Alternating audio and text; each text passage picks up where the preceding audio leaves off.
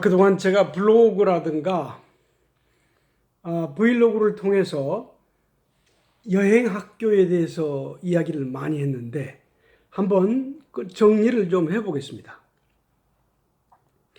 몽골에서든지 또한 한국에서든지 앞으로 교육에서 제도권 교육뿐만 아니고 집안에서도 여행이 아주 상당한 부분을 차지해야 된다고 생각합니다. 판에 박힌 집이라는 울타리를 벗어나는 순간 그게 여행이 되는 것이죠.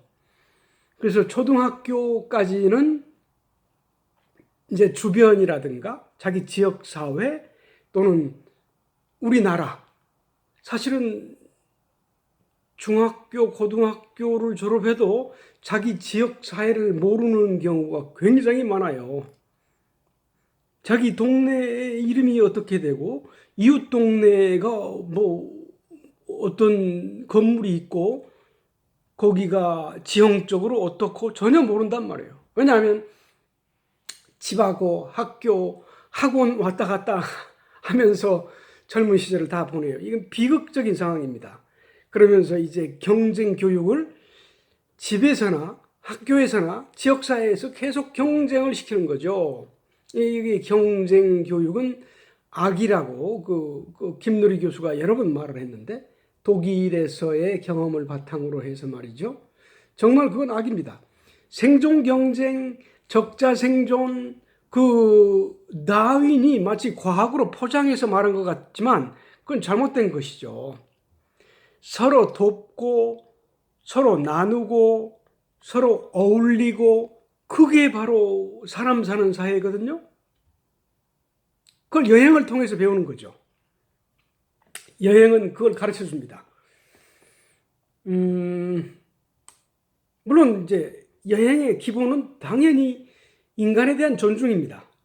어떤 새로운 장소, 새로운 곳에 가서 감탄하고 그건 이제 관광이죠. 지금 관광을 말하는 게 아니고 여행입니다.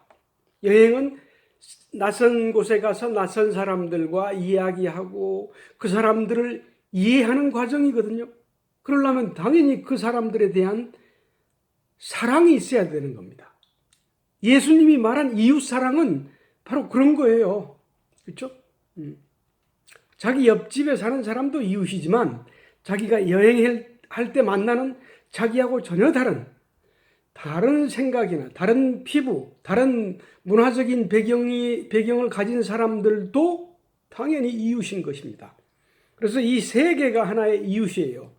사회 동포란 말 또는 뭐 코스모폴리탄이란 말 그런 말들이 그냥 옛날부터 그냥 허투루 나온 말이 아닙니다.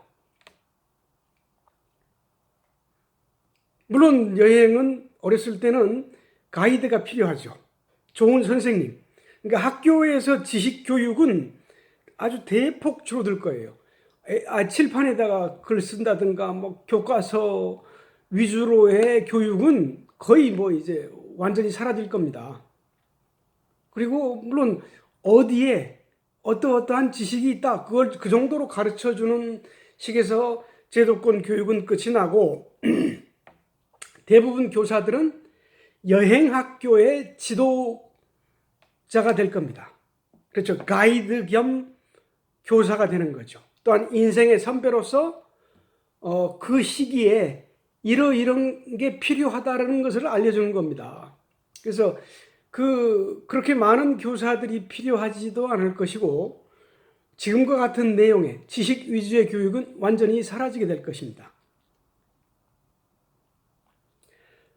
그래서 이제 몽골에서 아마 그런 것들을 제가 가게 되면은 그게 언제 될지 모르겠지만 가게 되면 그런 걸 선보일 것이고 조만간 물론 이제 우리나라에서도 그렇게 하는 여러 가지 대안학교들이 있어요. 그렇죠? 여행을 많이 시키는 대안학교가 있는데 아직도 여전히 그냥 여행은 곁다리로 하는 거죠. 근데 앞으로의 학교는 여행이 중심이 되는 거죠.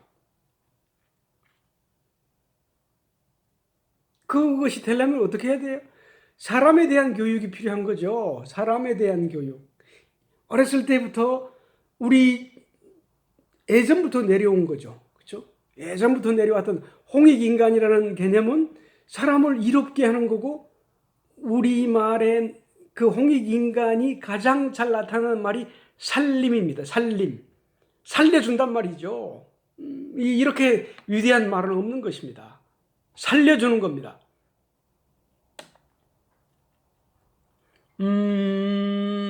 그게 홍익인간의 정신이고요.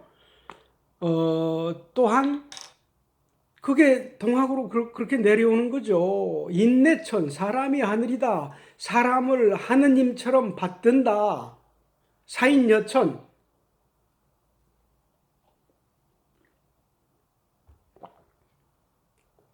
이렇게 위대한 가르침이 없어요, 세상에. 물론 예수님, 부처님도 좋습니다. 그러나 한국 전통 사상에서 한국적인 것이 세계적인 것으로 나가기 위해서 우리의 것을 정말 잘 이해하고 세상에 펼칠 필요가 있습니다. 결코 저는 국수주의적인 입장에서 쇼비니스트가 아닙니다. 전 한당 고기 정말 좋은 책인데 한당 고기 100% 이거 믿어라. 전혀 저는 그럴 생각 없어요.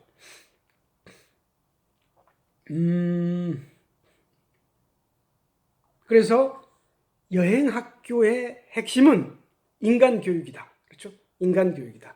인성교육은 지금까지 말로만 인성교육에 해왔지 제대로 인성교육이 된 적이 있습니까? 전혀 없었어요. 인성교육이 된 적이 없었습니다.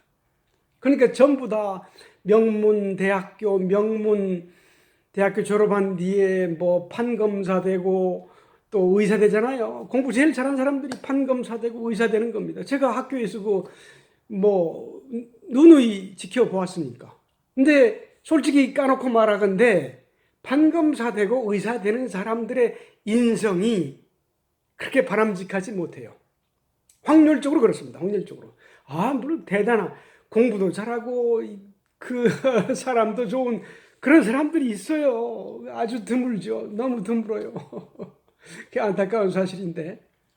왜냐하면 지금과 같은 경쟁 교육에서 공부만 하려면 우리 그 꽃들에게 희망을이라는 책에 나오다시피 다른 사람을 짓밟고 또는 다른 불쌍한 이웃에 대해서 전혀 신경 쓰지 않고 오직 공부만 해야 제일 꼭대기에 올라갈 수 있는 구조잖아요. 그러니까 이런 구조가 완전히 바뀌어야 됩니다. 근데 이게 순식간에 바뀝니다. 지금까지 사람들이 완전히 그 한국 정치에 대해서 사람들이 완전히 지금 증오하는 정도잖아요. 한국 정치에 대해서. 그러니까 한국 정치도 순식간에 바뀌듯이 한국의 정치가 바뀌면 당연히 한국의 교육도 바뀌죠. 한국이 하나의 정치라든가 교육에 있어서 모델을 제시할 겁니다. 그 제시하는 모델에 따라서 앞으로 한류의 흐름처럼 지금 K-팝이 세계에 펼치듯이 한국의 정치적인 제도, 한국의 교육 제도가 세계에 펼쳐나가게 될 것입니다. 그러면서 자연스럽게 한글이 많은 세계에서 그 제2 외국어로 채택이 될 거예요. 한글같이 과학적인 말이 없으니까 말이죠. 영어만큼이나. 그건 우리나라 국력에 비례하겠죠. 우리나라가 남북 통일이 되고 쭉쭉 세상을 통해서 펼쳐나가는 만큼 한글이 세계의 공용어가 될 것입니다.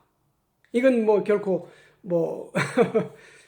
국수주의적인 말이 아니고 우리나라가 그만큼 세계의 영향력이 커지면 한국의 문화의 힘이 그만큼 커지면 당연히 한글과 한국적인 모든 것이 이 세상에서 받아들여질 수밖에 없는 거죠. 그렇죠? 이건 아주 물이 흐르듯이 자연스러운 것입니다. 네, 오늘 여기까지 마치겠습니다. 감사합니다.